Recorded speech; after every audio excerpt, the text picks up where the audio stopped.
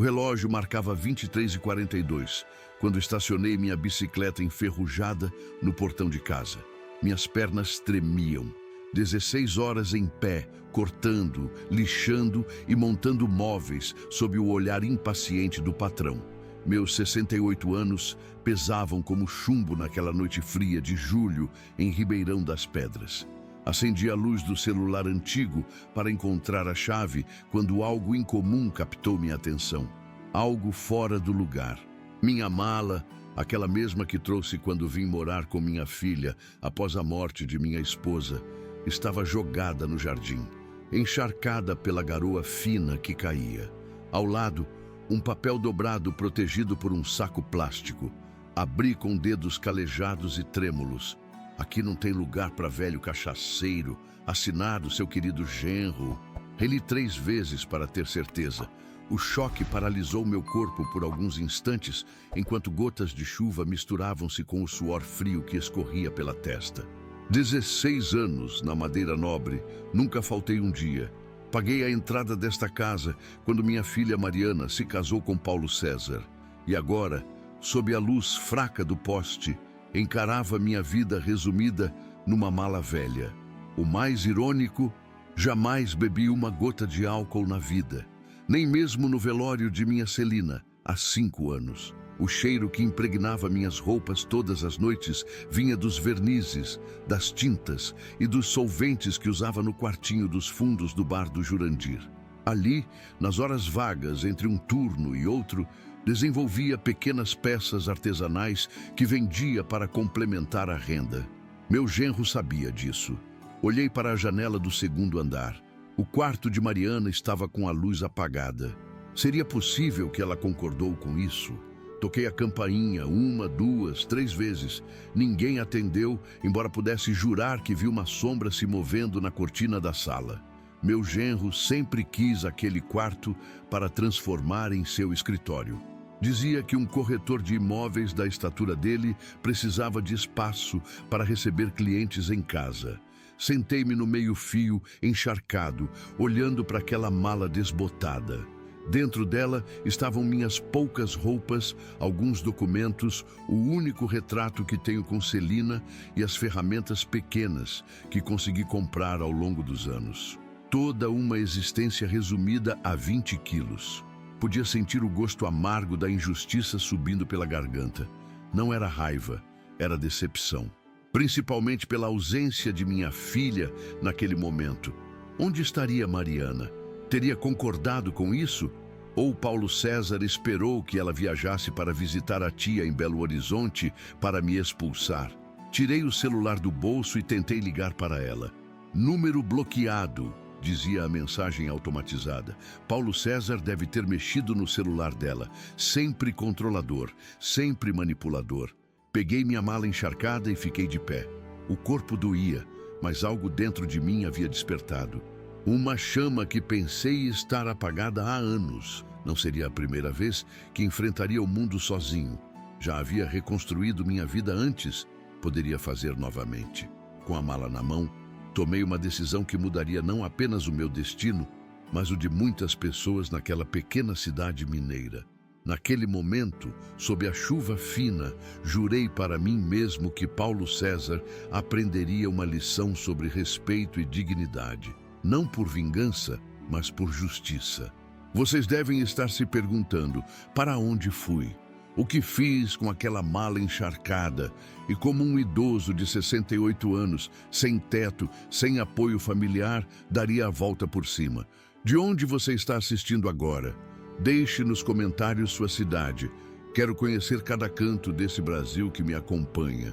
Se esta história já te capturou, não perca tempo e se inscreva no canal Meu Avô Falou. O que aconteceu depois daquela noite mudou minha vida completamente e talvez mude a sua também. Fiquei parado olhando aquela mala por quase 1 hora. A chuva intensificou, mas eu mal conseguia sentir as gotas geladas penetrando minha camisa fina de algodão. O tempo parecia suspenso naquele pedaço de calçada em frente à casa que ajudei a construir. Cada tijolo, cada viga, cada prego tinha um pouco do meu suor. Quantas horas extras na fábrica para comprar o material de construção? Quantos fins de semana sacrificados ajudando a levantar aquelas paredes. Ribeirão das Pedras dormia tranquila naquela hora da madrugada. Apenas um ou outro cachorro latia ao longe. No céu, nem estrelas nem lua, apenas nuvens escuras e pesadas, como o sentimento que me sufocava.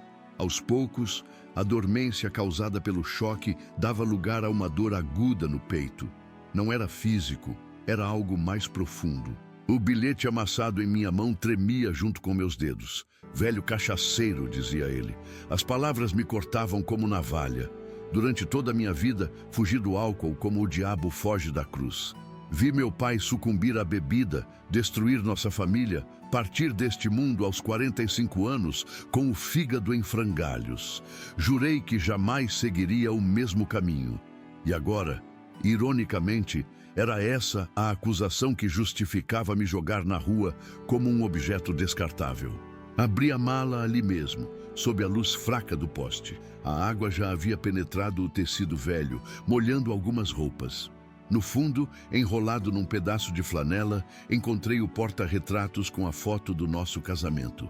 Celina sorria com aquele jeito único, os olhos amendoados brilhando de felicidade. Ao lado, meu rosto jovem e esperançoso, sem as rugas que o tempo e as dificuldades me presentearam. "O que você faria, Celina?" Murmurei para o retrato como se pudesse me responder.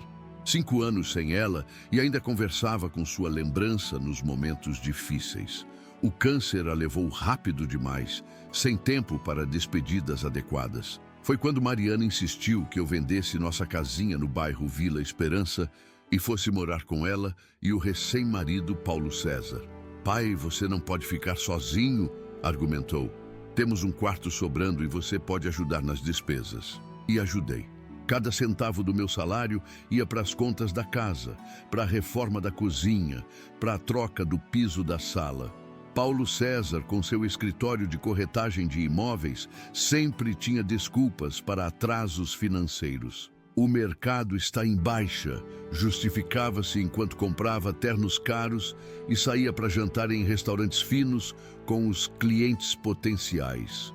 Tentei mais uma vez ligar para Mariana. A mesma mensagem de número bloqueado. Abri o aplicativo de mensagens, mas meus textos não eram entregues. Paulo César havia sido meticuloso em seu plano de me isolar. Minha filha estava visitando a tia em Belo Horizonte a 3 horas dali. Voltaria apenas no domingo, daqui a 2 dias. Tempo suficiente para ele criar qualquer narrativa sobre minha partida repentina. As gotas de chuva começaram a escorrer pelo vidro do porta-retratos, distorcendo o rosto sorridente de Celina. Guardei a relíquia de volta na mala com cuidado. Precisava encontrar abrigo. Pensei em Jurandir, meu amigo de infância, dono do único bar da cidade que ainda mantinha as portas abertas para trabalhadores depois do expediente. Não para beber, nunca bebi, mas para usar o quartinho dos fundos como oficina improvisada. Caminhei lentamente pela Rua dos Ipês, arrastando a mala pesada pela água que já formava pequenos córregos nas laterais da via. Meus sapatos velhos, com a sola gasta pelo tempo, faziam barulho molhado a cada passo. O peso nos ombros não vinha apenas da mala, mas da sensação de ter falhado de alguma forma. Onde errei? O que poderia ter feito diferente? Como não percebi que isso aconteceria? A cada esquina, memórias. Ali, na Praça Tiradentes, ensinei Mariana a andar de bicicleta. Na padaria da esquina, comprava pão quentinho todos os domingos para o café da manhã em família. Na farmácia do seu Antônio, passei noites em claro comprando remédios quando Celina adoeceu. Esta cidade guardava minha história em cada calçada, em cada estabelecimento, em cada árvore plantada. Quando cheguei ao bar do Jurandir, já passava da meia-noite. As luzes ainda estavam acesas, mas a clientela já havia partido. Pela janela, vi meu velho amigo organizando as garrafas nas prateleiras, preparando-se para fechar. Hesitei por um momento. O orgulho é um velho conhecido dos homens da minha geração. Pedir ajuda nunca foi nosso forte. Mas ali, encharcado pela chuva e pela humilhação, engoli o que restava da minha dignidade e bati na porta. Jurandir abriu com a expressão cansada de quem trabalhou o dia inteiro, mas seu semblante mudou completamente ao me ver naquele estado. Benedito, pelo amor de Deus, o que aconteceu com você? As palavras ficaram presas na garganta. Como explicar? Como dizer que fui expulso como um cachorro, que meu genro me rotulou de bêbado para justificar sua crueldade, que minha própria filha possivelmente concordou com isso? Posso entrar, Jurandir? Prometo que explico tudo. Ele abriu a porta sem hesitar, pegou minha mala e me guiou para dentro. O calor do ambiente contrastava com o frio que sentia na alma. Jurandir trancou a porta, virou a plaquinha para fechado e me levou até os fundos, onde mantinha uma pequena cozinha. Colocou água para ferver enquanto me estendia uma toalha limpa. Toma, se seca primeiro, depois conversamos. Enquanto secava os cabelos grisalhos, observei as paredes daquele lugar familiar. Quantas peças havia criado ali! Pequenas esculturas em madeira, caixas decorativas, porta-retratos entalhados à mão. Vendia algumas, outras dava de presente. Era meu refúgio, minha terapia após as longas jornadas na fábrica. Aqui um café bem quente, agora me conta o que houve. Jurandir sentou-se à minha frente com uma xícara fumegante para si mesmo. Seus olhos, marcados por rugas profundas nos cantos, demonstravam genuína preocupação. Tomei um gole do café, sentindo o líquido quente reconfortar minha garganta. As palavras começaram a fluir, hesitantes no início, depois como uma represa que se rompe. Contei sobre o bilhete, sobre a mala no jardim, sobre as tentativas frustradas de contato com Mariana. A cada frase, a expressão de Jurandir endurecia. Conhecíamos um ao outro desde os tempos de escola. Ele sabia da minha aversão ao álcool, conhecia minha história familiar, acompanhou minha luta para criar Mariana sozinho após a morte de Celina. Aquele desgraçado mentiroso disparou quando terminei meu relato. Todo mundo nessa cidade sabe que você nunca colocou uma gota de bebida na boca.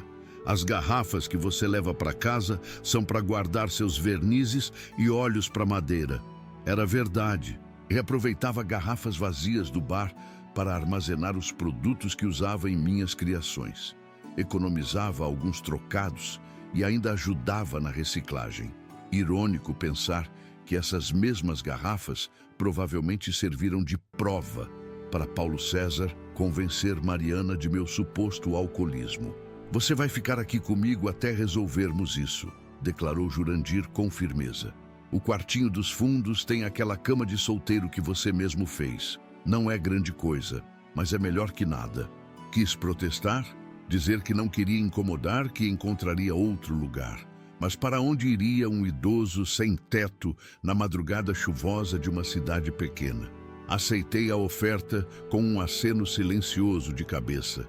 Naquela noite, deitado na cama estreita, observando as goteiras no teto de zinco do quartinho, fiz um inventário mental da minha vida.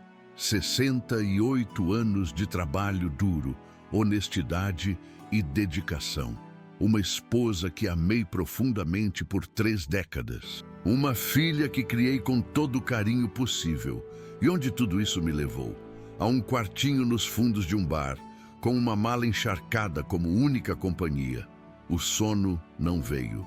Apenas pensamentos em turbilhão, alternando entre a dor da traição e planos incipientes para o futuro imediato. Precisava de dinheiro, um lugar para morar, um meio de subsistência. A aposentadoria mal cobria os remédios para pressão alta e artrite. A fábrica não me manteria por muito mais tempo. O dono, Jonas Lima, já havia insinuado que precisava renovar o quadro de funcionários. Foi quando me lembrei do pequeno cofre improvisado que mantinha escondido sob uma das tábuas soltas do assoalho daquele mesmo quartinho. Ali guardava as economias das vendas de minhas peças artesanais. Não era muito, talvez uns R$3.000 acumulados ao longo de 2 anos, mas era algo. Levantei-me num impulso, acendi a luz fraca e afastei a pequena mesa de trabalho. A tábua rangeu quando a ergui, revelando o pequeno buraco onde guardava uma lata de biscoitos antiga. Dentro dela, enrolados em um pedaço de pano, as notas cuidadosamente dobradas e algumas moedas. Contei o dinheiro sob a luz amarelada da lâmpada de 40 watts, R$ 3.247. Uma quantia modesta para muitos, uma fortuna para quem acabara de perder tudo. Foi ali, no silêncio daquela madrugada, que a ideia começou a nascer. Não como um plano de vingança, mas como uma forma de reconstrução. Sempre fui bom com as mãos. Conhecia madeira como poucos na região. A marcenaria não era apenas meu trabalho, era minha paixão. Na manhã seguinte, acordei com o barulho de Jurandir abrindo o bar. Não tinha dormido mais que 2 horas, mas uma energia estranha me impulsionava. Lavei o rosto na pia pequena do quartinho e saí para encontrar meu amigo organizando as mesas. Jurandir, quanto vale aquele terreno abandonado ao lado do bar? Ele me olhou como se eu tivesse enlouquecido durante a noite. Aquele lote cheio de mato e entulho, do velho Marcondes que morreu ano passado, os herdeiros estão tentando vender faz tempo, mas ninguém quer comprar. Está pedindo uns 4.000, mas acho que aceitam bem menos. Quero comprar aquele terreno. As palavras saíram com uma convicção que surpreendeu a nós dois. Jurandir franziu o senho, colocou a cadeira que segurava no chão e cruzou os braços. Benedito Silva, você bateu a cabeça quando caiu da cama? Que loucura é essa? Expliquei minha ideia nascente. Usaria minhas economias para comprar o terreno, construiria uma pequena oficina de marcenaria, produziria peças para vender, talvez até ensinasse o ofício para jovens interessados. Ribeirão das Pedras não tinha nada parecido. O único marceneiro da cidade havia se mudado para a capital no ano anterior. É arriscado, ponderou Jurandir, coçando o queixo grisalho. Mas se tem alguém que conhece madeira nessa cidade, esse alguém é você. A conversa foi interrompida pelo toque do meu celular. Era um número desconhecido. Atendi com hesitação. Pai, é você? A voz de Mariana soava embargada, como se tivesse chorado. Meu coração acelerou imediatamente. Filha, onde você está? Seu marido bloqueou meu número no seu celular. Estou na rodoviária de Belo Horizonte. Paulo César me ligou ontem à noite dizendo que você saiu de casa bêbado, xingando todo mundo, levando suas coisas. Disse que você gritou que não voltaria mais. É verdade, pai. A mentira era tão absurda que quase ri. Quase. Mariana, seu marido jogou minha mala no jardim com um bilhete me chamando de velho cachaceiro. Me expulsou enquanto você estava fora. Bloqueou meu número no seu telefone. Estou na casa do Jurandir. Silêncio do outro lado da linha. Depois, um soluço abafado. Eu sabia. Algo não fazia sentido na história dele. Você nunca bebeu na vida. Pai, estou voltando agora mesmo. Pego o próximo ônibus. Não, filha, não volte por minha causa. As palavras saíram firmes, surpreendendo a mim mesmo. Por um momento, pensei no confronto que seria, nas discussões, nas acusações. Não queria colocar Mariana entre a cruz e a espada. Vou resolver minha vida. Tenho um projeto em mente. Quando estiver tudo encaminhado, conversamos com calma. Ela protestou, chorou, implorou. Mantive-me firme. Desliguei prometendo que estaria bem e que manteria contato. O celular tocou novamente várias vezes. Era ela insistindo. Não atendi. Precisava de tempo para organizar meus pensamentos, para dar os primeiros passos no meu plano nascente. Jurandir observou tudo em silêncio. Quando guardei o celular no bolso, ele apenas assentiu, como se compreendesse minha decisão sem necessidade de palavras. Vamos tomar café da manhã e depois vamos falar com os herdeiros do Marcondes. Conheço o filho mais velho, trabalha no banco da cidade. Aquele foi o primeiro dia do resto da minha vida. Um dia que começou com uma mala encharcada jogada num jardim e terminou com um aperto de mãos selando a compra de um terreno abandonado. O filho de Marcondes aceitou R$ 3.000 à vista, feliz por se livrar de um problema que ninguém queria comprar. Enquanto assinávamos os papéis improvisados, o contrato oficial seria lavrado na semana seguinte. Uma sensação estranha tomou conta de mim. Era como se Celina estivesse ali, sorrindo com aprovação, como se aquele desastre fosse, na verdade, o o empurrão que eu precisava para sair da zona de conforto, para redescobrir minha própria força. Voltei para o quartinho nos fundos do bar, com a certeza de que algo havia mudado dentro de mim. O homem que acordou naquela manhã não era o mesmo que deitou na noite anterior. A dor ainda estava lá. A sensação de traição permanecia, mas agora dividia um espaço com algo novo, esperança. Uma semente pequena, frágil, mas viva. Na manhã seguinte, acordei antes mesmo do sol nascer. O quartinho nos fundos do bar do Jurandir era pequeno, mas oferecia o essencial: um teto, uma cama e, principalmente, dignidade. Sentei-me na beirada do colchão, observando pela janela estreita os primeiros raios solares tocarem o terreno que agora me pertencia. Era apenas um lote abandonado, coberto de mato alto e alguns entulhos, mas para mim representava muito mais que um pedaço de terra. Era o começo de uma nova jornada.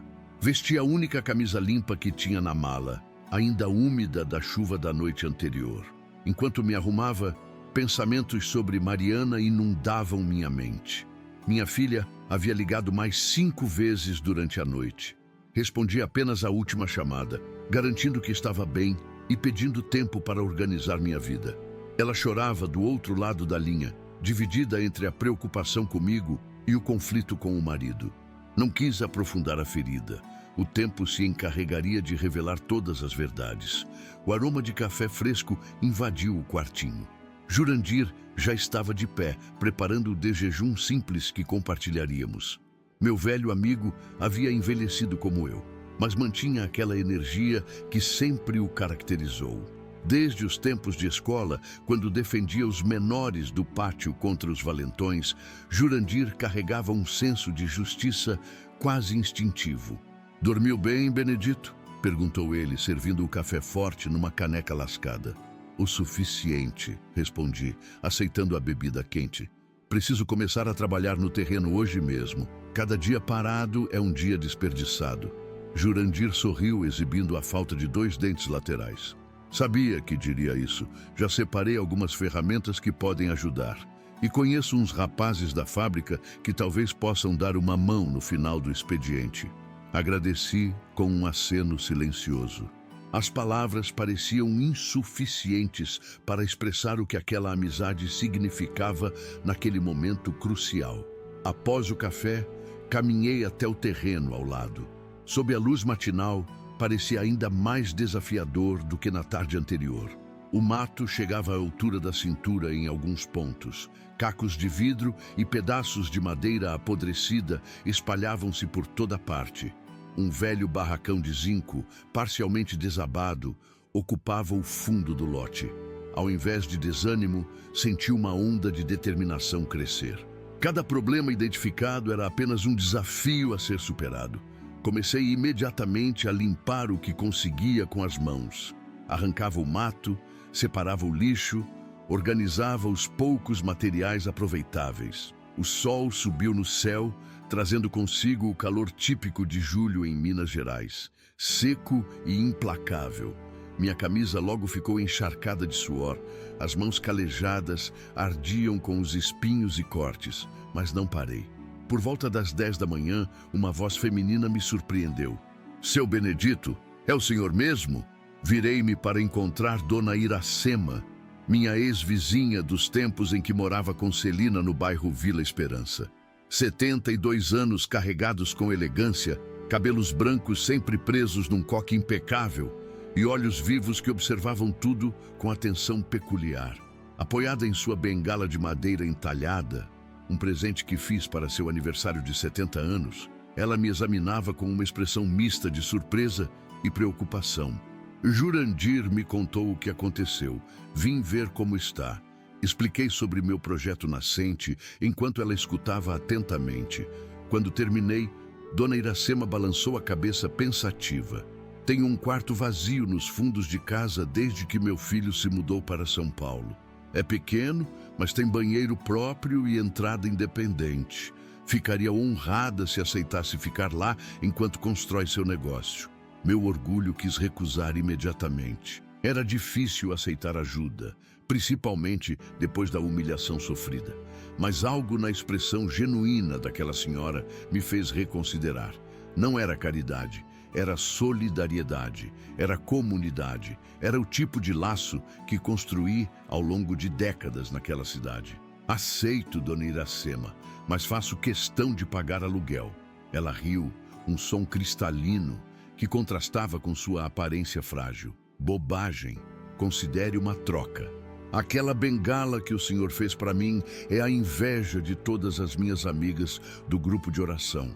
Pode me pagar fazendo algumas peças para vender no nosso bazar da igreja. O acordo foi selado com um aperto de mão. Combinamos que me mudaria no final daquele dia, após terminar a limpeza inicial do terreno. Dona Iracema se despediu, mas antes de ir, acrescentou: "Sabe, seu Benedito, às vezes Deus fecha uma porta para abrir uma janela. Talvez essa seja a sua janela." Fiquei observando enquanto ela se afastava com passos lentos, porém determinados. Aquelas palavras simples carregavam uma sabedoria que só os anos podem conferir. Talvez ela estivesse certa. Voltei ao trabalho com renovado vigor.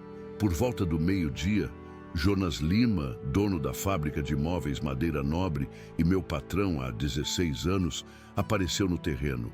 Alto, corpulento, sempre vestido impecavelmente mesmo nos dias mais quentes, era um homem de poucas palavras e muitas exigências. Silva chamou-me pelo sobrenome, como de costume.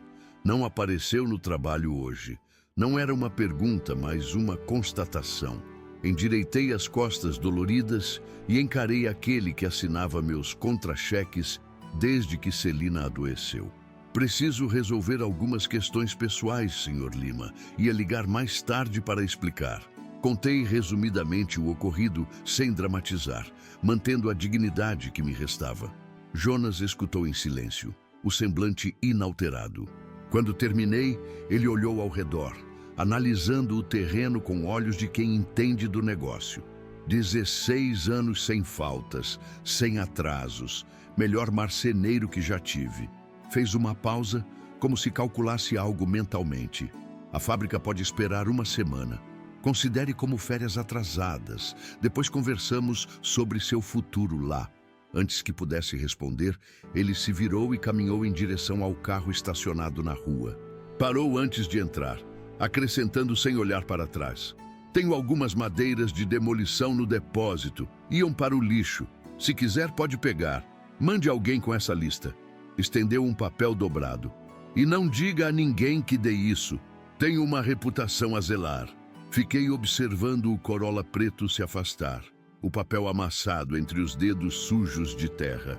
Ao abri-lo, encontrei não apenas uma lista de materiais, tábuas, vigas, pregos, ferragens, mas também um cheque pessoal no valor de R$1.000, com uma única palavra escrita no verso: investimento.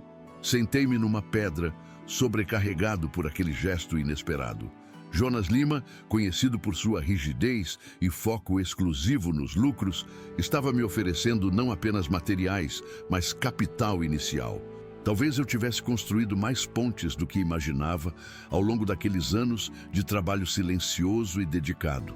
A tarde avançou, enquanto continuava a preparação do terreno. Por volta das 4, 3 jovens da fábrica apareceram: Mateus, Rodrigo e Felipe. Rapazes entre 20 e 25 anos, aprendizes que orientei nos últimos anos. Sem muitas palavras, começaram a trabalhar. 1 hora depois, mais 4 colegas chegaram. Às 6 da tarde, éramos quase uma dúzia de homens, transformando aquele lote abandonado. Quando o sol começou a se pôr, o espaço estava irreconhecível. O mato havia sido removido, os entulhos organizados, o barracão de zinco parcialmente recuperado para servir de abrigo temporário para ferramentas e materiais. Um dos rapazes, que tinha habilidades com eletricidade, conseguiu improvisar uma ligação provisória, trazendo luz para o espaço. Observei aquele pequeno milagre com o coração cheio. Nenhum daqueles homens devia nada a mim. Muitos tinham famílias esperando em casa após um longo dia de trabalho. Ainda assim, estavam ali. movidos por algo que transcendia a simples camaradagem profissional. Por que estão fazendo isso? Perguntei quando paramos para tomar água. Mateus, o mais jovem deles, respondeu com simplicidade desconcertante. O Senhor ensinou todos nós, seu Benedito, não só a trabalhar com madeira, mas a trabalhar com honestidade. Isso não tem preço. Aquelas palavras simples tocaram algo profundo em mim. Durante anos, achei que estava apenas cumprindo minha obrigação ao compartilhar o conhecimento que adquiri. Nunca imaginei o impacto que pequenos gestos cotidianos poderiam ter na vida daqueles jovens. Ao final do dia, combinamos que continuaríamos no sábado seguinte. Alguns se comprometeram a trazer materiais, outros ofereceram ferramentas, todos prometeram mão de obra. Uma verdadeira rede de solidariedade estava se formando ao meu redor, nascida não da pena, mas do respeito mútuo construído ao longo de anos. Recolhi minhas poucas pertences no quartinho do Jurandir e caminhei até a casa de Dona Iracema. O quarto nos fundos era simples, porém aconchegante. Uma cama de solteiro com colchão firme, um armário pequeno, uma mesa com cadeira junto à janela que dava para um quintal cheio de plantas. No banheiro, toalhas limpas e até mesmo um sabonete novo. Fiz um ensopado de mandioca com costela, anunciou Dona Iracema ao me mostrar o espaço. Janta comigo? Comer sozinha é tão triste quanto cozinhar para ninguém. Aceitei o convite, grato não apenas pela refeição, mas pela companhia. Durante o jantar, conversamos sobre tempos passados, sobre Celina, sobre os desafios de envelhecer numa sociedade que valoriza apenas a juventude. Não mencionamos Paulo César nem Mariana. Algumas feridas ainda estavam frescas demais. Após a refeição, retirei-me para o quarto, exausto física e emocionalmente. Antes de deitar, olhei para minha mala semi-desfeita. Dentro dela, além das roupas e do porta-retratos com a foto de Celina, encontrei algo inesperado, meu velho caderno de desenhos. Nele, esboços de móveis, entalhes e projetos que sonhei realizar um dia quando tivesse tempo suficiente. Folheei as páginas amareladas com cuidado.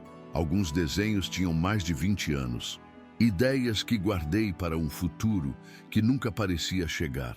Senti uma pontada de arrependimento por todos os sonhos adiados, todas as oportunidades não aproveitadas por medo, por comodismo, por achar que sempre haveria um amanhã. Um desenho em particular chamou minha atenção, o esboço de uma pequena escola de marcenaria. Tinha desenhado aquilo pouco depois que Celina partiu, quando a solidão pesava mais. Imaginei um espaço onde poderia ensinar jovens o ofício que tanto amava, passar adiante não apenas técnicas, mas valores. No canto da página, uma anotação com a letra de Celina. Faça isso, Bené. Você nasceu para ensinar.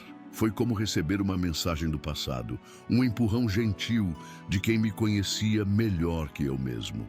Naquele momento, sozinho num quarto emprestado aos 68 anos, com uma mala semi-desfeita e um caderno velho nas mãos, tomei uma decisão que mudaria não apenas minha vida, mas a de muitas pessoas.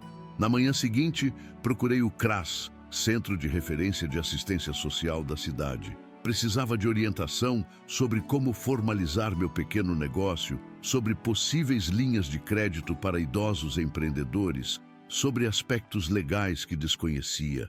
Foi lá que conheci Luciana Prado, uma assistente social de 30 anos, com energia contagiante e genuína vocação para ajudar. Seu Benedito, existe um programa específico para empreendedores da terceira idade, explicou ela, após ouvir atentamente minha história. Posso ajudá-lo com a documentação. E mais, temos um grupo de jovens em situação de vulnerabilidade que poderiam se beneficiar de um projeto como o seu. Durante 2 horas, Luciana me apresentou um mundo de possibilidades que desconhecia. Linhas de microcrédito com juros reduzidos, programas de apoio ao artesão, cursos gratuitos de empreendedorismo para idosos. Para cada obstáculo que mencionava, ela oferecia 2 soluções potenciais. O Senhor não está sozinho nessa jornada, garantiu ao me entregar uma pasta cheia de formulários e informativos. Na próxima semana, vou visitar o terreno para avaliarmos juntos como estruturar esse projeto de forma que possa beneficiar tanto o Senhor quanto a comunidade.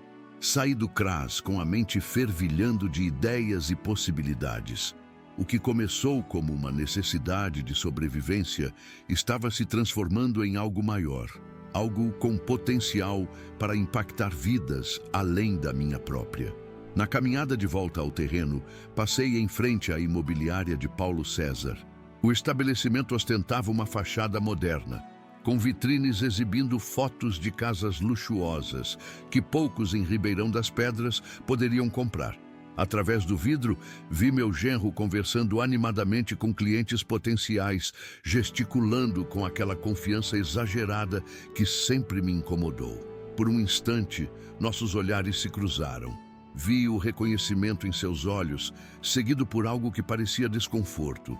Sustentei o olhar por alguns segundos, não com raiva ou desafio, mas com uma serenidade que o desconcertou visivelmente.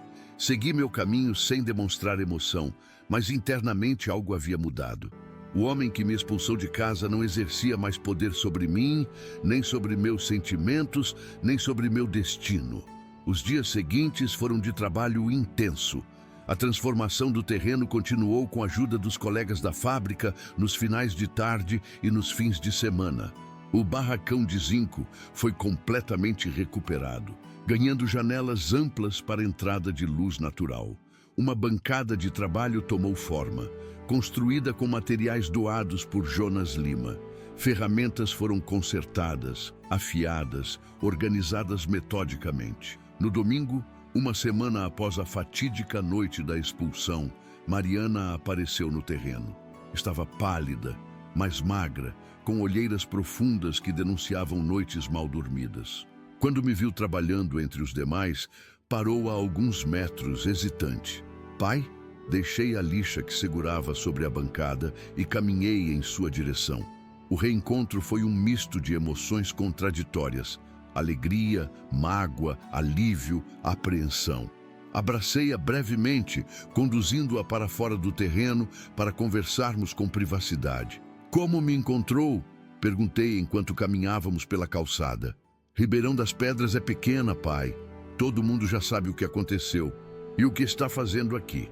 Sentamos num banco na praça próxima. Mariana retorcia as mãos no colo, sinal de nervosismo que carregava desde criança. Descobri tudo, confessou com voz embargada. As garrafas que Paulo mostrava como prova eram suas garrafas de verniz. Ele queria seu quarto para montar um escritório em casa desde o início. Esperou eu viajar para executar o plano. Ela enxugou uma lágrima solitária. Estou me separando dele, pai. Já consultei um advogado. Segurei suas mãos trêmulas entre as minhas. Não faça nada precipitado por minha causa, filha. Ela balançou a cabeça com firmeza. Não é só por isso. Descobri outras mentiras, outras manipulações. Esse episódio apenas abriu meus olhos para um padrão que me recusei a ver durante anos. Conversamos por quase 2 horas. Mariana insistiu que eu voltasse para casa, garantindo que Paulo César havia se mudado temporariamente para o apartamento de um amigo. Agradeci, mas recusei gentilmente. O projeto que começava a tomar forma no terreno antes abandonado não era mais apenas um meio de sobrevivência. Havia se transformado numa missão, num propósito renovado para minha existência. Vem me visitar quando quiser, convidei ao nos despedirmos. Estou construindo algo importante aqui. O que exatamente, pai? Olhei para o terreno onde vários homens trabalhavam voluntariamente num domingo ensolarado. O barracão recuperado, as ferramentas organizadas, os primeiros esboços de peças que produziríamos. Um recomeço, respondi simplesmente. Quando ela partiu, voltei ao trabalho com energia renovada. Aquela semana havia sido uma montanha-russa emocional, da humilhação mais profunda ao vislumbre de um futuro que nem ousava sonhar. A mala jogada no jardim, que inicialmente representou perda e abandono, agora simbolizava libertação. Às vezes, precisamos perder tudo para redescobrir quem realmente somos, do que somos capazes. No final daquele domingo, quando todos já haviam partido e estava sozinho contemplando o progresso feito, surgiu o nome perfeito para meu empreendimento nascente. Peguei um pedaço de madeira aparelhada e, com o formão e o martelo, comecei a entalhar as letras cuidadosamente. Marcenaria Nova Chance, ensinando ofício, construindo futuros. As primeiras semanas da Marcenaria Nova Chance foram um teste de resistência física e emocional. Cada manhã trazia novos desafios, desde questões práticas como conseguir materiais com orçamento limitado, até burocracias que pareciam criadas especificamente para desencorajar sonhadores da terceira idade. Mas havia algo diferente em mim agora. Uma determinação que nem eu mesmo reconhecia, como se cada obstáculo apenas fortalecesse minha resolução. O barracão foi tomando forma gradualmente. As paredes de compensado naval, doadas por Jonas Lima, foram erguidas por mãos voluntárias. O telhado, antes cheio de goteiras, ganhou novas telhas. O piso de cimento queimado foi nivelado e polido. Cada pequeno progresso era celebrado como uma grande vitória, porque representava não apenas a construção de um espaço físico, mas de uma nova identidade. Uma terça-feira particularmente quente marcou uma virada importante. Estava lixando uma peça de madeira de demolição quando Luciana Prado, a assistente social do CRAS, apareceu acompanhada por 3 jovens, 2 rapazes e uma moça, nenhum com mais de 18 anos. Seu Benedito trouxe algumas pessoas que gostaria que conhecesse, anunciou ela com aquele entusiasmo característico. Este é Gabriel, esta é Janaína e este é Felipe. Eles fazem parte do programa de primeiro emprego da prefeitura e estão interessados no seu projeto. Larguei a lixa e limpei as mãos no avental improvisado. Os 3 me observavam com uma mistura de curiosidade e hesitação. Gabriel, o mais alto, mantinha os braços cruzados numa postura defensiva. Janaína, a única moça, mordia o lábio inferior nervosamente. Felipe, de óculos de armação grossa, examinava o espaço com olhos analíticos. Bem-vindos à Marcenaria Nova Chance. Cumprimentei, estendendo a mão calejada. Ainda estamos construindo, como podem ver, mas há muito para aprender mesmo nesse processo. Conversamos por quase 1 hora.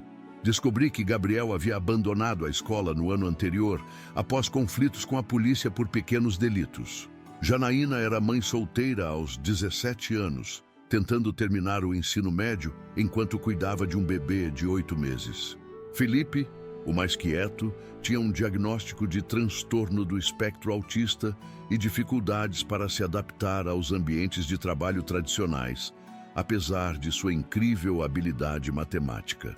O que acha de começarmos um projeto piloto? Propôs Luciana. Eles trabalhariam aqui 3 vezes por semana, 4 horas por dia. A prefeitura pagaria uma bolsa auxílio e o senhor forneceria o treinamento. Olhei para aqueles 3 jovens, cada um carregando suas próprias lutas, seus próprios sonhos interrompidos. Vi algo de mim mesmo em cada um deles. Não o homem de 68 anos que estava diante deles, mas o menino que fui, que aprendeu o ofício da marcenaria como forma de sobrevivência após perder o pai para o alcoolismo. Quando começamos? Perguntei simplesmente. O sorriso de Luciana iluminou seu rosto. Amanhã mesmo, se estiver de acordo. No dia seguinte, às 8 em ponto, lá estavam eles. Gabriel ainda desconfiado, Janaína visivelmente cansada após uma noite cuidando do bebê, Felipe organizado e pontual como um relógio suíço. Comecei com o básico, identificação das ferramentas, propriedades das diferentes madeiras, medidas de segurança. Para minha surpresa, os 3 demonstraram interesse genuíno, fazendo perguntas e tomando notas. Quem pode me dizer por que lixamos sempre no sentido dos veios da madeira? Perguntei após demonstrar a técnica correta. Felipe levantou a mão imediatamente. Para evitar riscos transversais que fragilizariam a estrutura e comprometeriam o acabamento. Respondeu com precisão técnica impressionante. Gabriel testou o peso de um martelo, girando-o na mão com familiaridade. Meu avô tinha uma oficina no fundo do quintal, comentou quase para si mesmo. Ele me deixava pregar tábuas quando eu tinha uns 6 anos. Janaína observava tudo com atenção especial às explicações sobre acabamentos e detalhes estéticos. Essas peças poderiam ser vendidas por um bom preço nas feiras de artesanato, comentou enquanto examinava um porta-retrato entalhado que eu havia feito como exemplo. Ao final daquele primeiro dia, percebi que havia encontrado muito mais que assistentes. Havia encontrado continuidade para um conhecimento que temia morrer comigo. As semanas seguintes estabeleceram uma rotina produtiva. Pela manhã, dedicava-me aos 3 jovens aprendizes, ensinando teoria e prática da marcenaria. Nas tardes, trabalhava em peças para vender, pequenas esculturas, utensílios domésticos, objetos decorativos. As noites eram reservadas para planejamento e desenhos de novos projetos. O cansaço físico era real. Meus ossos já não tinham a resistência da juventude, mas havia uma satisfação profunda que superava qualquer desconforto. O primeiro mês terminou com uma pequena celebração. Os jovens haviam completado seus primeiros projetos independentes. Gabriel construiu um banco rústico que não destoaria em uma loja de decoração cara. Janaína criou uma caixa de recordações com entalhes delicados que revelavam um talento natural para detalhes. Felipe desenvolveu um sistema modular de prateleiras com encaixes matemáticos precisos que dispensavam pregos ou cola. Vocês superaram minhas expectativas, confessei enquanto compartilhávamos um bolo trazido por Dona Iracema para marcar a ocasião. Estou orgulhoso do que alcançamos nesse curto período. Gabriel, que raramente sorria, deixou escapar um sorriso discreto. O senhor é diferente dos outros chefes que conheci, comentou. Não fica em cima cobrando perfeição, mas também não aceita desleixo. A madeira nos ensina o equilíbrio, respondi. Pressione demais a ferramenta, ela danifica a peça. Pressione de menos, o trabalho nunca termina. É preciso encontrar o ponto certo, respeitando o tempo e a natureza do material. Foi Janaína quem fez a pergunta que mudaria o rumo do projeto. Seu Benedito, por que não vendemos essas peças? Poderíamos dividir os lucros. A ideia era simples e brilhante. Nas semanas seguintes, organizamos uma pequena produção. Cada um trabalhava em peças que combinavam com suas habilidades naturais. Montamos uma banca na feira semanal da cidade, exibindo porta-retratos, utensílios de cozinha entalhados, pequenos móveis decorativos e brinquedos educativos de madeira. Para nossa surpresa, as vendas superaram todas as expectativas. Havia uma demanda reprimida por produtos artesanais de qualidade, feitos com materiais sustentáveis e técnicas tradicionais. O diferencial ecológico, utilizávamos principalmente madeira de demolição e reaproveitamento, atraiu uma clientela consciente que não se importava em pagar um pouco mais por produtos com história e propósito.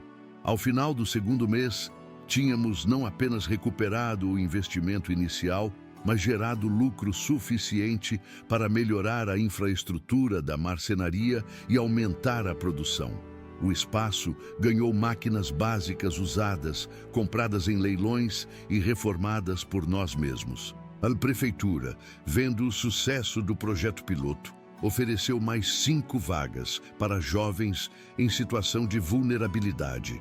Foi nesse cenário de crescimento que recebi uma visita inesperada numa manhã de quinta-feira. Estava explicando a Gabriel os segredos do torno manual quando uma voz familiar interrompeu a aula. Impressionante o que conseguiu fazer aqui, Benedito. Jonas Lima, meu ex-patrão, observava o espaço com olhos analíticos de empresário experiente. Vestido impecavelmente como sempre, parecia deslocado entre as serragens e ferramentas, mas sua expressão demonstrava genuíno interesse. Obrigado por vir, Sr. Lima, respondi limpando as mãos no avental. Devo muito ao seu apoio inicial. Ele dispensou o agradecimento com um gesto. Reconheço o potencial quando vejo. E falando nisso, fez uma pausa calculada. Vim propor uma parceria. Durante a hora seguinte, Jonas expôs seu plano. A madeira nobre estava perdendo mercado para grandes redes de móveis industrializados. O diferencial artesanal e sustentável que nossa pequena marcenaria oferecia era exatamente o que sua empresa precisava para se reposicionar no mercado. Imagine uma linha premium, produzida com técnicas tradicionais, assinada por mestres artesãos, explicou com entusiasmo incomum para alguém geralmente tão contido. Vocês produzem, nós comercializamos em escala nacional. A proposta era tentadora. Significaria capital para expansão, salários fixos para os jovens, estabilidade financeira para todos nós. Prometi considerar seriamente e dar uma resposta em alguns dias. Naquela noite, não consegui dormir. A oportunidade parecia perfeita, mas algo me incomodava. Durante horas, revirei-me na cama do quarto nos fundos da casa de Dona Iracema, pensando nos prós e contras. O que começou como necessidade de sobrevivência havia se transformado em algo maior, um espaço de transformação, de segundas chances, não apenas para mim, mas para jovens que a sociedade havia marginalizado. Na manhã seguinte, convoquei uma reunião com todos os envolvidos. Os jovens aprendizes, Luciana do CRAS, Jurandir, Dona Iracema. Apresentei a proposta de Jonas Lima e pedi que cada um expressasse sua opinião. O debate foi acalorado, com argumentos fortes de ambos os lados. Foi Felipe, com sua lógica impecável, quem ofereceu a perspectiva decisiva. Se aceitarmos, ganharemos financeiramente, mas perderemos autonomia. Se recusarmos, manteremos nossa liberdade criativa, mas enfrentaremos mais dificuldades econômicas. Precisamos calcular o valor da independência versus o valor da estabilidade. Após 2 horas de discussão, chegamos a uma contraproposta. Aceitaríamos produzir uma linha específica para a madeira nobre, mas manteríamos nossa marca independente para outros produtos. Os jovens continuariam aprendendo o ofício completo, não apenas se especializando em etapas fragmentadas de produção. 3 dias depois, Jonas Lima aceitou nossos termos. O contrato foi assinado numa sexta-feira, marcando o início de uma nova fase para a marcenaria Nova Chance. O que começou como um projeto de sobrevivência pessoal havia se transformado numa pequena empresa, gerando renda para 8 famílias e recuperando técnicas artesanais quase esquecidas. As notícias correm rápido em cidades pequenas. Logo, toda Ribeirão das Pedras comentava sobre o sucesso da marcenaria comunitária fundada pelo velho Benedito, o mesmo que havia sido expulso de casa pelo genro. A ironia não passava despercebida nos comentários das senhoras na feira, nas conversas do bar, nas reuniões da igreja. 6 meses se passaram num ritmo acelerado de crescimento e aprendizado. A marcenaria agora ocupava não apenas o barracão original, mas também um galpão adjacente que alugamos para acomodar a produção expandida. Tínhamos 12 jovens aprendizes, distribuídos em diferentes níveis de habilidade e especialização. Nossa parceria com a Madeira Nobre havia expandido para 3 linhas de produtos, vendidos em lojas de decoração de luxo em capitais como Belo Horizonte, São Paulo e Rio de Janeiro. Foi numa terça-feira comum que recebi a notícia que completaria a virada de mesa que o destino havia preparado. Mariana, que agora me visitava regularmente, chegou à marcenaria com uma expressão preocupada. Pai, preciso te contar algo importante. É sobre Paulo César, né? Sentamos na pequena sala que servia como escritório administrativo. Minha filha, que nos últimos meses havia recuperado o brilho nos olhos e a confiança que o casamento controlador lhe roubara, parecia genuinamente perturbada. A imobiliária dele está falindo, revelou. Ele fez alguns investimentos arriscados, perdeu clientes importantes e agora está afundado em dívidas. Os investidores estão se retirando um a um. A notícia não me trouxe a satisfação vingativa que talvez o Benedito de 6 meses atrás esperasse sentir. Em vez disso, senti uma estranha compreensão pelo homem que havia me causado tanta humilhação. Como você está lidando com isso? Perguntei, genuinamente preocupado com o impacto emocional daquela situação para minha filha. Estou bem, pai. O divórcio está quase finalizado.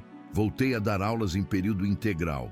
Mas hesitou, mordendo o lábio inferior como fazia desde criança quando estava nervosa. Paulo César veio me pedir ajuda, não dinheiro, mas um conselho sobre como reconstruir a vida após um fracasso. A ironia da situação não passou despercebida por nenhum de nós. O homem que me expulsou de casa, chamando-me de velho cachaceiro, agora buscava orientação sobre como se reerguer após uma queda. Naquela noite refleti longamente sobre os caminhos tortuosos que a vida nos leva. Como situações que parecem desastres absolutos podem se transformar em oportunidades inesperadas. Como portas fechadas violentamente podem nos empurrar para caminhos que jamais consideraríamos voluntariamente. Na manhã seguinte, uma ligação me surpreendeu. Era Clóvis Menezes, presidente da Associação Comercial de Ribeirão das Pedras, informando que um grupo de investidores estava buscando novos negócios promissores na região. Haviam ouvido sobre nossa marcenaria e queriam conhecer mais. Estão particularmente interessados no aspecto social do seu empreendimento, seu Benedito, explicou Clóvis. O modelo de negócio que une sustentabilidade ambiental, resgate cultural e inclusão social está extremamente valorizado no mercado atual. A reunião foi marcada para a semana seguinte. Nos dias que antecederam, preparamos uma apresentação detalhada da nossa operação, com números, projeções e, principalmente, histórias de transformação. Gabriel agora liderava uma equipe de produção. Janaína havia desenvolvido uma linha própria de peças decorativas que vendia paralelamente ao trabalho na marcenaria. Felipe havia criado um software de gestão adaptado especificamente para nosso modelo de negócio. Quando o grande dia chegou, fiquei surpreso ao ver entre os investidores um rosto conhecido, Paulo César. Mais magro, sem o terno caro, sem a postura arrogante de antes, parecia uma versão mais humilde de si mesmo. Nossos olhares se cruzaram brevemente. O dele baixou primeiro em reconhecimento silencioso da mudança de papéis. A apresentação transcorreu melhor do que esperávamos.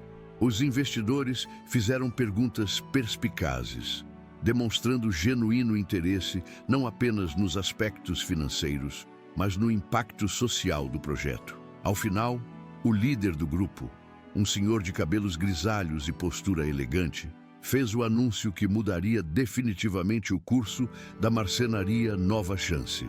Estamos dispostos a investir R$500 mil para expandir este modelo para outras 3 cidades da região. O senhor Benedito permaneceria como diretor técnico e mentor, e contrataríamos uma equipe administrativa para cuidar da expansão. O silêncio que seguiu aquelas palavras foi quebrado pelos aplausos espontâneos dos jovens que assistiam à reunião. R$500 mil, uma soma que jamais imaginei ver associada ao meu nome, ao meu trabalho. Foi quando tomei uma decisão que surpreendeu a todos, inclusive a mim mesmo. Aceito o investimento, mas com uma condição, declarei, encarando diretamente o grupo. Quero que a expansão para uma das cidades seja gerenciada por alguém que precisa de uma segunda chance tanto quanto precisei. Virei-me para Paulo César, que me olhava confuso. Meu ex-genro tem experiência em administração, conhece o mercado imobiliário local e acaba de aprender uma valiosa lição sobre humildade. Acredito que ele poderia liderar o projeto em São João da Ponte, se estiver disposto a trabalhar com os mesmos princípios que estabelecemos aqui.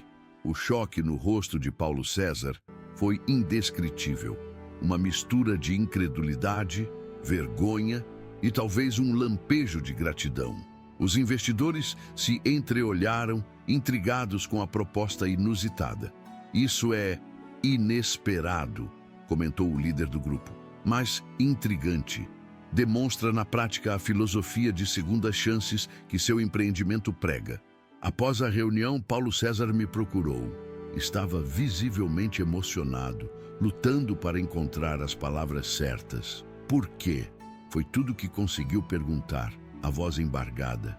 Porque a marcenaria me ensinou que até a madeira mais torcida pode se transformar em algo belo e útil, desde que tratada com as ferramentas certas e mãos pacientes. Respondi simplesmente.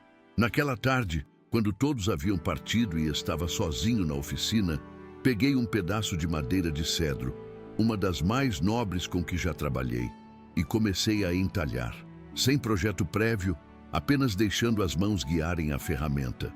Horas depois, emergiu a peça mais significativa que já criei. 2 mãos entrelaçadas, uma idosa com veias salientes e calos evidentes, outra jovem e forte, apoiando-se mutuamente. Na base, entalhei uma única palavra: recomeço.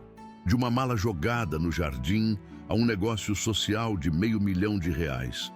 De velho cachaceiro a empreendedor respeitado, de expulso a fiador de novas oportunidades. A vida realmente tem caminhos misteriosos e, às vezes, precisamos perder tudo para descobrir o quanto podemos construir com nossas próprias mãos. A expansão da marcenaria Nova Chance avançava a passos largos. Com o aporte financeiro dos investidores, adquirimos equipamentos modernos que conviviam harmoniosamente com as técnicas artesanais que faziam nosso diferencial no mercado. O número de jovens aprendizes cresceu para 25, distribuídos em diferentes estágios de aprendizado. A notícia sobre nosso modelo de negócio ultrapassou as fronteiras de Ribeirão das Pedras, atraindo visitantes de cidades vizinhas e até mesmo jornalistas de revistas especializadas em empreendedorismo social. A ironia não me escapava. Aos 69 anos, quando muitos de minha geração desfrutavam da aposentadoria em cadeiras de balanço, eu estava no auge de uma carreira empresarial que sequer sonhei em ter.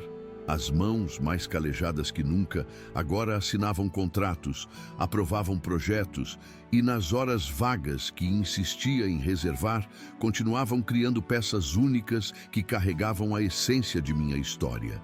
Numa manhã particularmente agitada de abril, enquanto organizava a logística para a inauguração da primeira filial em São João da Ponte, recebi um telefonema de Paulo César.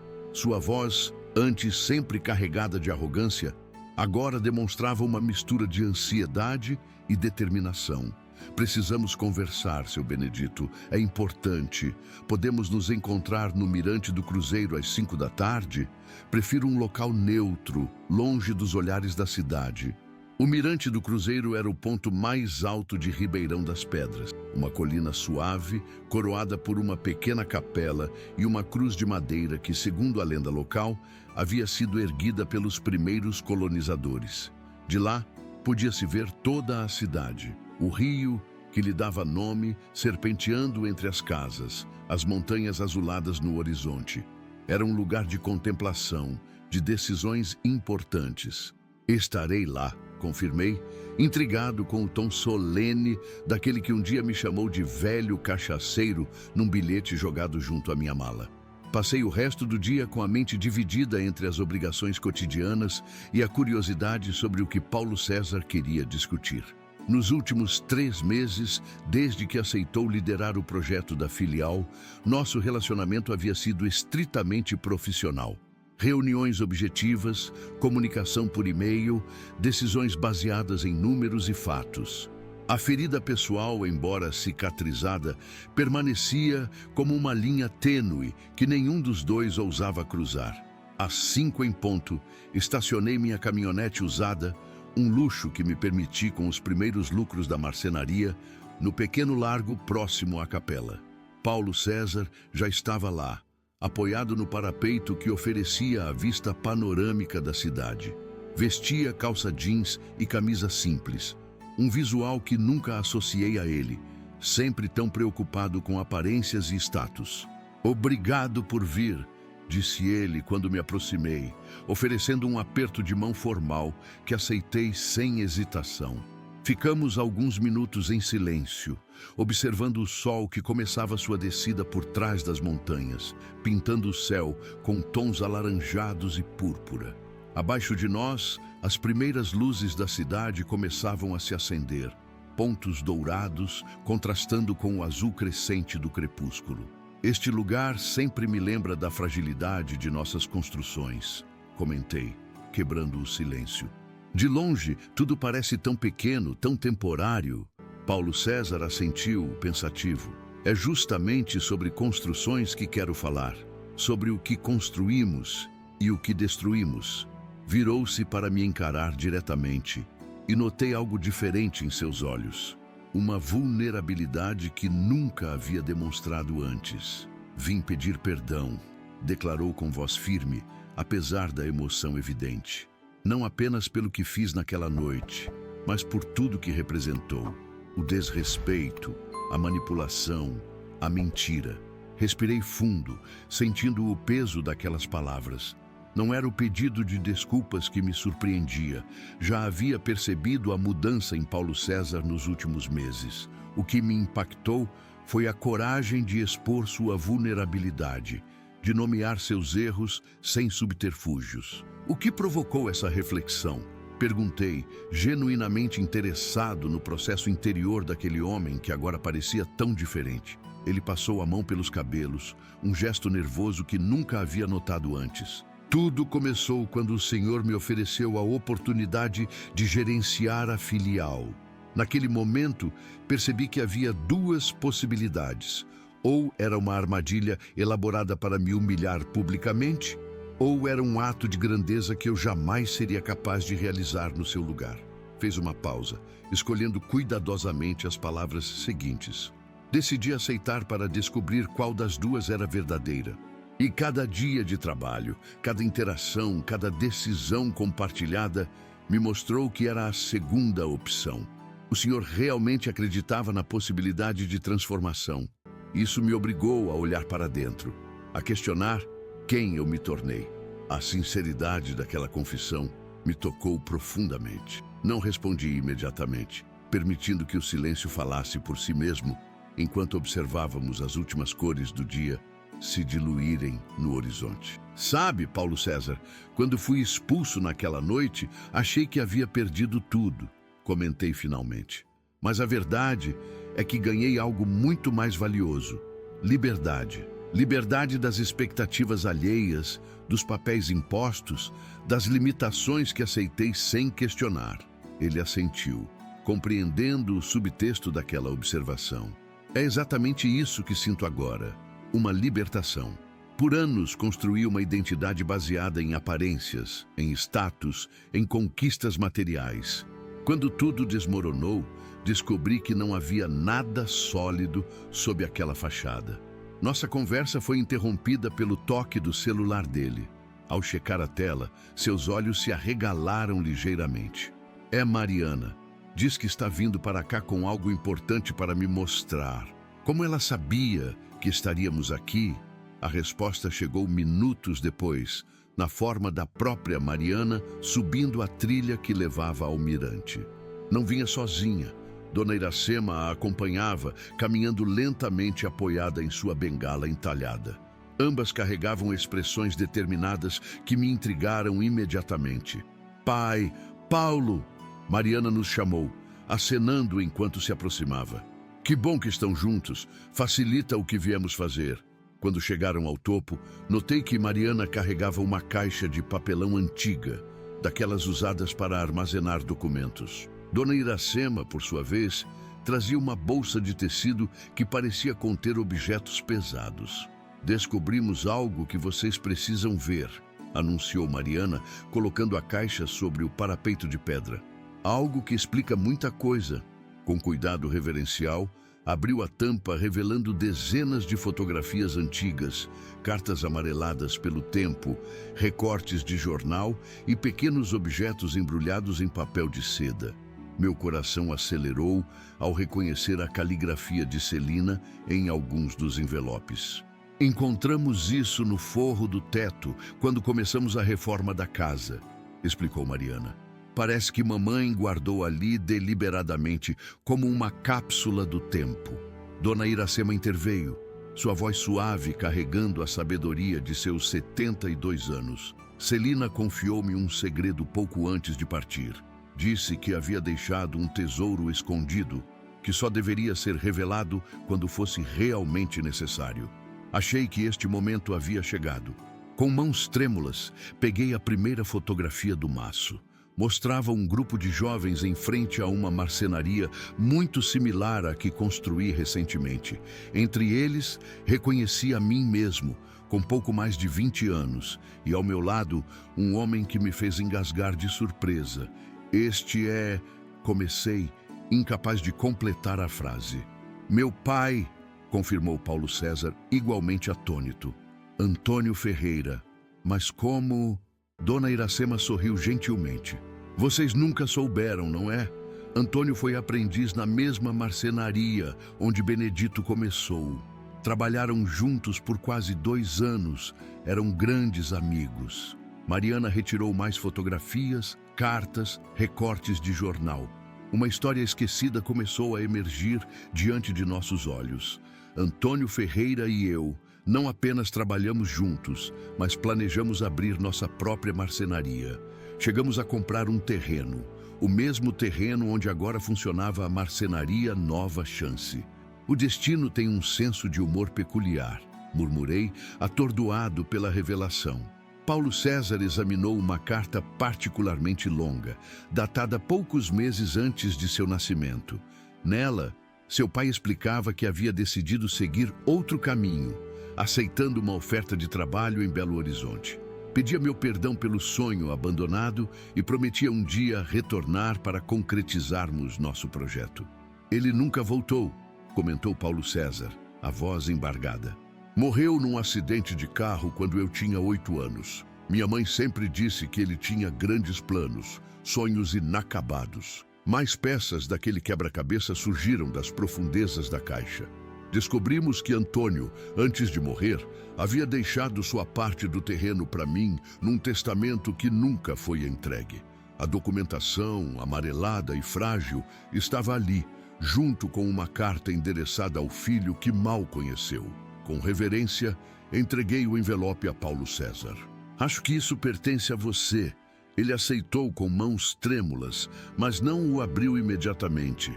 Em vez disso, encarou-me com uma nova compreensão despontando em seus olhos.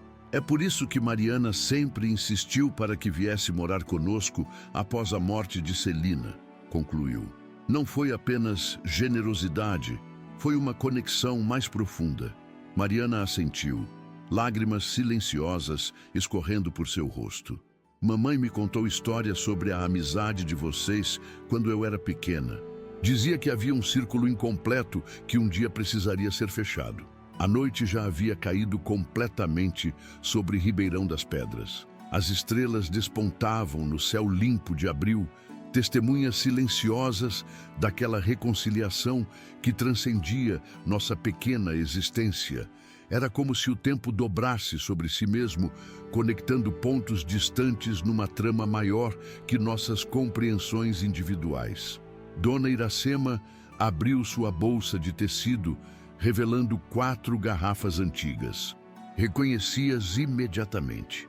Eram as mesmas que Paulo César havia usado como prova de meu suposto alcoolismo.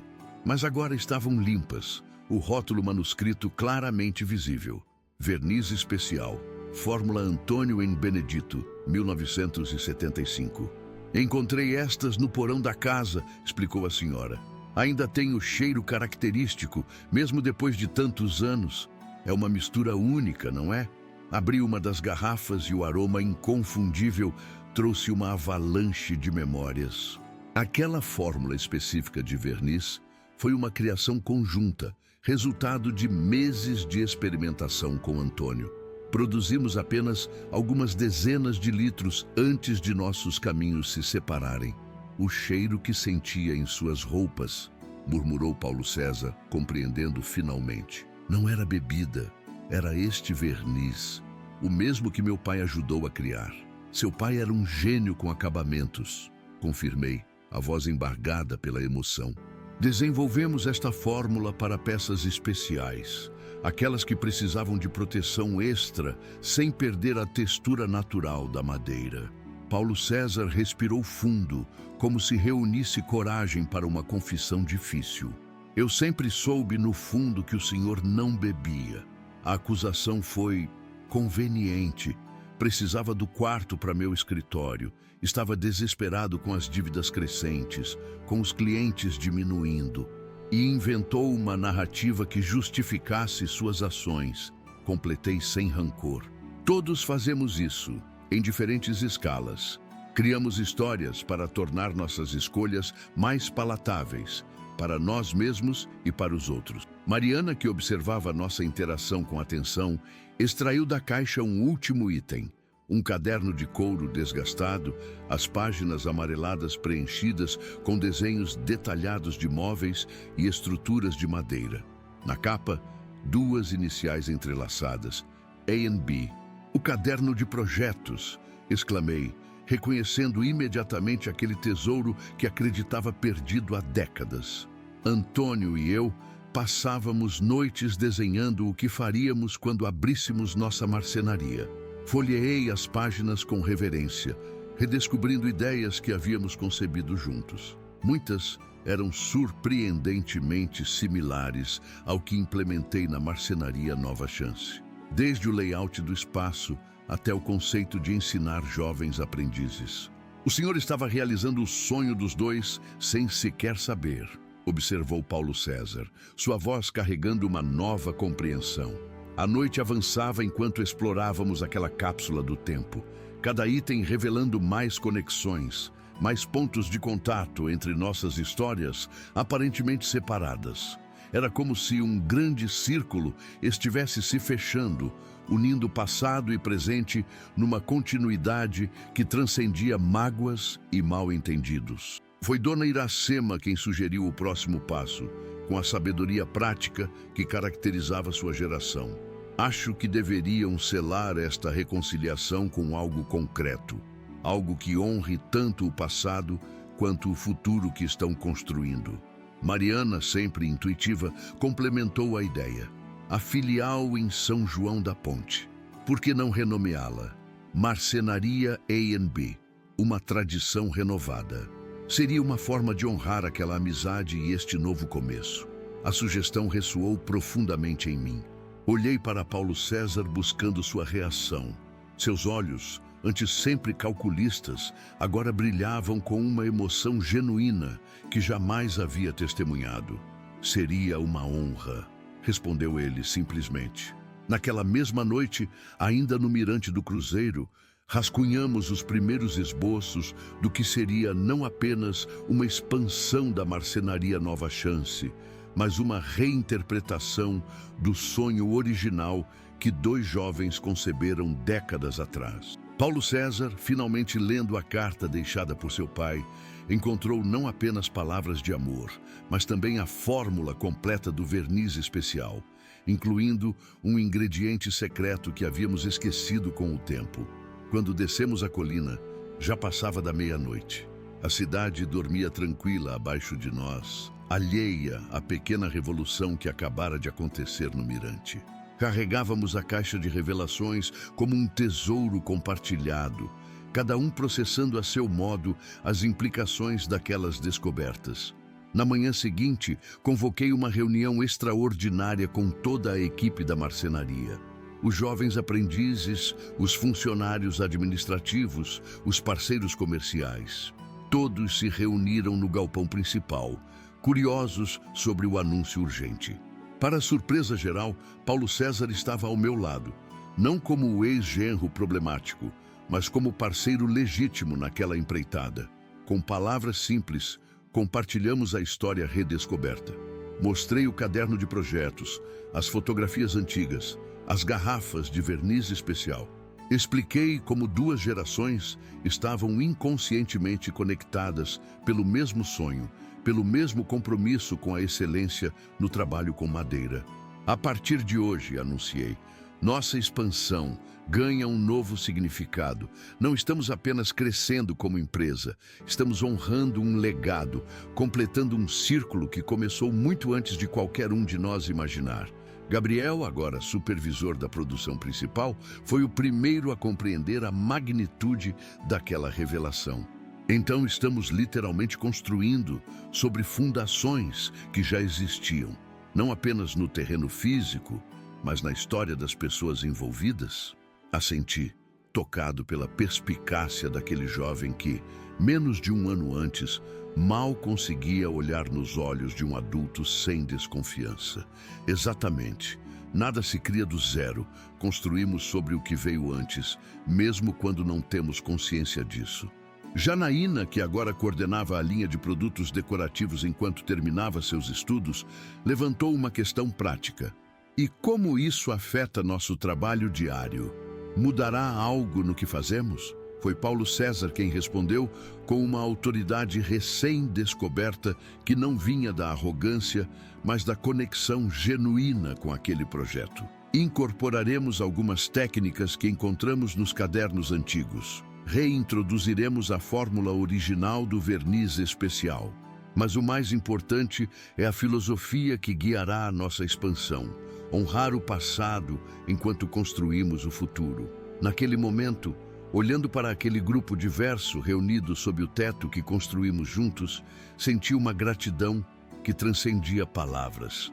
Da mala jogada no jardim numa noite chuvosa, surgiu não apenas um empreendimento bem-sucedido, mas uma reconciliação que jamais julguei possível. As palavras que Celina escreveu em seu diário, encontrado entre os itens da caixa, resumiam perfeitamente aquela jornada. Às vezes precisamos perder o que consideramos essencial para descobrir o que é verdadeiramente importante. O destino raramente viaja em linha reta, mas sempre nos leva exatamente onde precisamos estar. Naquela tarde, Paulo César e eu visitamos o cemitério local. Levamos 2 peças de madeira nobre, entalhadas com as iniciais A e B, e as colocamos nos túmulos de Celina e Antônio. Um reconhecimento silencioso dos arquitetos invisíveis que guiaram nossos caminhos até aquele reencontro improvável. O sol se punha quando deixamos o cemitério, caminhando lado a lado, sem necessidade de palavras. 2 homens de gerações diferentes, unidos por um legado comum e por uma compreensão mais profunda do que significa realmente recomeçar. Não como adversários, não como sogro e genro, mas como continuadores de uma história maior que nossas diferenças individuais. E assim, a mala jogada no jardim, que inicialmente representou exclusão e humilhação, transformou-se no primeiro passo de uma jornada de redescoberta. Como o velho ditado dos marceneiros ensina, não existe erro na madeira, apenas oportunidades para peças diferentes das planejadas inicialmente. Olhando para trás agora, aos 70 anos, percebo que aquela noite chuvosa em que encontrei minha mala jogada no jardim foi o verdadeiro recomeço da minha vida. 16 horas trabalhando, exausto até os ossos, para chegar em casa e descobrir um bilhete. Aqui não tem lugar para velho cachaceiro. Palavras que naquele momento pareciam sentenciar o fim de tudo. Quem diria que aquela humilhação seria o catalisador para a maior transformação que já experimentei? Das cinzas do desprezo, construí a marcenaria Nova Chance. De uma acusação injusta, descobri um propósito maior que minha própria sobrevivência. Do abandono, encontrei uma comunidade que se formou ao meu redor, oferecendo não caridade, mas parceria genuína. Os jovens Gabriel, Janaína, Felipe e tantos outros que passaram por nossas oficinas não foram apenas aprendizes, foram professores que me mostraram que nunca é tarde para reinventar-se, para arriscar, para sonhar novamente. Jonas Lima, meu antigo patrão, revelou-se um aliado inesperado nessa jornada, provando que as pessoas são sempre mais complexas do que nossos julgamentos iniciais. E Paulo César, meu genro, meu adversário, eventualmente meu parceiro. Nossa história é entrelaçada com o passado, conectando-nos através de amizades e sonhos que precederam nosso conflito, demonstrou a profunda ironia da vida. A revelação de que seu pai e eu havíamos sonhado juntos com a mesma marcenaria, décadas antes, no mesmo terreno, foi o fechamento de um círculo que nem sabíamos existir. Mariana, minha filha querida, teve a coragem de enfrentar verdades difíceis e a sabedoria de buscar reconciliação sem apagar as cicatrizes do passado. E Celina, meu amor eterno, de alguma forma previu tudo isso, deixando pistas e conexões que só fariam sentido no momento exato em que precisávamos delas. O que aprendi nessa jornada? Que nenhuma queda é definitiva enquanto ainda respiramos. Que as maiores oportunidades, frequentemente, se disfarçam de problemas aparentemente insolúveis. Que a idade avançada não é impedimento para recomeços. Pelo contrário, carrega a sabedoria necessária para transformar experiência em inovação. A mala jogada no jardim poderia ter sido minha derrota final. Em vez disso, foi apenas o primeiro passo de uma nova estrada. Hoje, a marcenaria Nova Chance emprega dezenas de jovens, tem filiais em 3 cidades e se tornou referência nacional em empreendedorismo social e sustentabilidade. Mas o verdadeiro sucesso não está nos números, nas manchetes ou nos prêmios. Está nas vidas transformadas, nas segundas chances concretizadas, nos círculos completados. Se você está me assistindo agora e enfrenta seu próprio momento de mala no jardim, aquela situação que parece o fim de tudo, lembre-se da minha história. O que parece derrota pode ser apenas o universo reorganizando as peças para um jogo melhor. A humilhação de hoje pode ser a fundação do seu maior triunfo amanhã. E por falar em amanhã, quero continuar compartilhando histórias como esta com vocês. Não se esqueça de se inscrever aqui no canal Meu Avô Falou, para não perder nenhum dos nossos relatos de superação e sabedoria. Cada inscrição é um incentivo para continuarmos trazendo experiências reais que podem inspirar sua própria jornada. Faça parte dessa comunidade, deixando seu comentário abaixo. Conte-me, você já enfrentou uma situação onde uma derrota se transformou em vitória? Como lidou com um recomeço forçado? Sua história pode inspirar milhares de pessoas que estão passando por momentos similares. Deu um trabalho imenso preparar este vídeo para vocês. Pesquisas, gravações, edições, tudo para entregar o melhor conteúdo possível. Se puder, deixe seu like para que mais pessoas tenham acesso a esta mensagem. E se este canal tem feito diferença na sua vida, considere contribuir com o Valeu Demais, nossa forma de receber apoio financeiro para cobrir os custos de produção e trazer mais vídeos diários como este. Sua contribuição, por menor que seja, nos permite manter a qualidade e a frequência das histórias que compartilhamos. Sou Benedito Silva, um velho marceneiro que descobriu que a vida, como a madeira, sempre oferece uma nova chance de criar algo belo, mesmo após os golpes mais duros. E lembre-se sempre, não importa quantas vezes sua mala seja jogada no jardim, o que importa é o que você decide fazer em seguida. Até o próximo relato aqui no Meu Avô Falou.